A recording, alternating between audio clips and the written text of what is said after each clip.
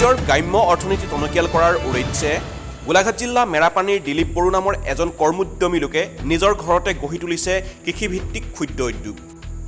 স্থানীয় তামোলেৰে চুপাৰি প্ৰস্তুত কৰি নিজৰ লগতে আন একাংশ লোকৰ বাবে সংস্থাপনৰ বাট মুকলি কৰিছে এই কৰ্ম উদ্যমী লোকজনে। বিগত ৫টা বছৰে অশেষ কষ্ট আৰু কঠোৰ পৰিশ্ৰমৰ ফলত দিলীপ বড়োৱে নিজৰ ঘৰতে গঢ়ি তুলিবলৈ সক্ষম হৈছে চুপাৰি প্ৰস্তুত কৰা এই ক্ষুদ্ৰ উদ্যোগটো।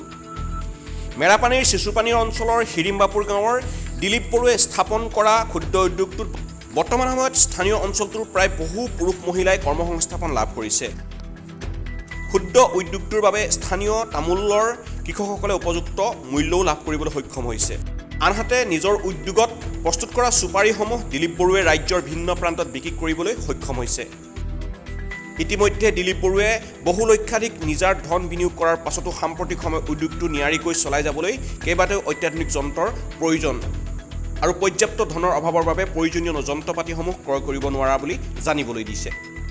ইফালে উক্ত ক্ষুদ্ৰ উদ্যোগটোৰ যাৱতীয় সকলো নথিপত্ৰ যোগাৰ কৰি বড়োৱে অসম চৰকাৰৰ বিত্তমন্ত্ৰী অজন্তা নেওগ তথা তদানীন্তন BTC প্ৰধান প্ৰমোদ বড়োক ৰাজসাহায্যৰ বাবে আবেদন দাখিল কৰিছিল। ফালে উক্ত ক্ষুদ্ৰ উদ্যোগটোৰ যাৱতীয় সকলো নথিপত্ৰ যোগাৰ কৰি বড়োৱে অসম চৰকাৰৰ বিত্তমন্ত্ৰী অজন্তা নেওগ আৰু তদানীন্তন BTC প্ৰধান প্ৰমোদ বড়োক সাহায্যৰ বাবে আবেদন কৰিছিল যদিও এতিয়ালৈকে কোনো ফলপ্ৰসূ হোৱা নাই বুলি আমাক জানিবলৈ দিয়ে। দিলীপ বড়োৱে অসম চৰকাৰলৈ আহ্বান জনাইছে ক্ষুদ্ৰ উদ্যোগটোৰ বিকাশৰ বাবে অসম চৰকাৰৰ পৰা এককালীন ৰাজসাহায্য প্ৰদান কৰিবৰ বাবে।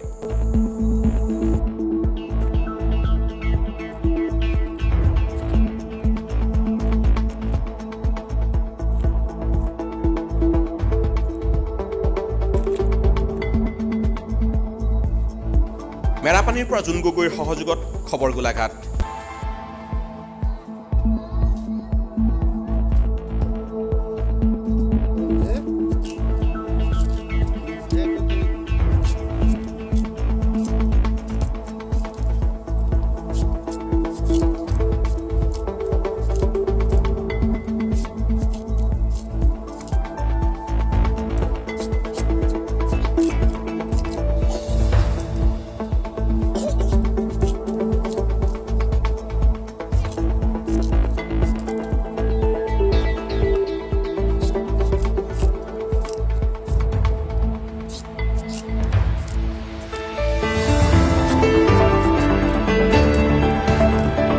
নমস্কাৰ, মোৰ নাম শ্ৰী দিলীপ বড়ো।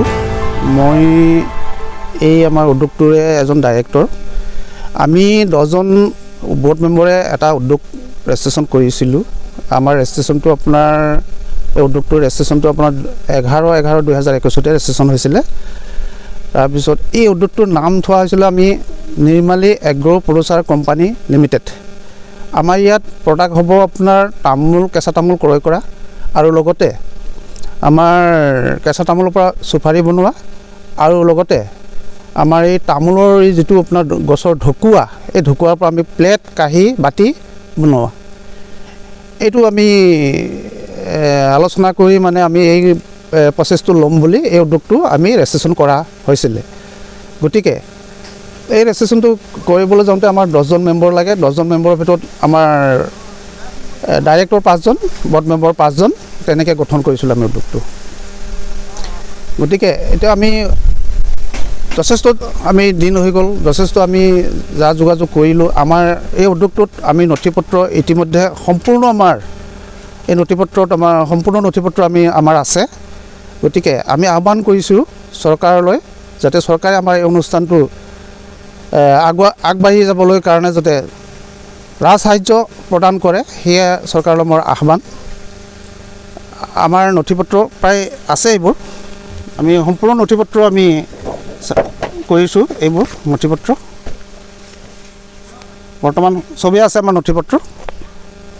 গতিকে মই বাৰম্বাৰ চৰকাৰলৈ অনুৰোধ জনাইছোঁ যাতে আমাৰ এই উদ্যোগটো নিয়াৰিকৈ চলাই যাবৰ কাৰণে চৰকাৰে যাতে আমাক ডিচেম্বৰ মাহ এই উদ্যোগটো চাবলৈ অজন্তা নেওগ স্থানীয় বিধায়কেও আহিছিলে। আমাৰ স্থানীয় বিধায়ক অসমৰ বিত্তমন্ত্ৰী বাইদেউ অজন্তা নেওগ বাইদেউ, আমাৰ গোলাঘাট সমষ্টিৰ MLA, তেখেতেও আহিছিলে উদ্যোগটোক চাবলৈ।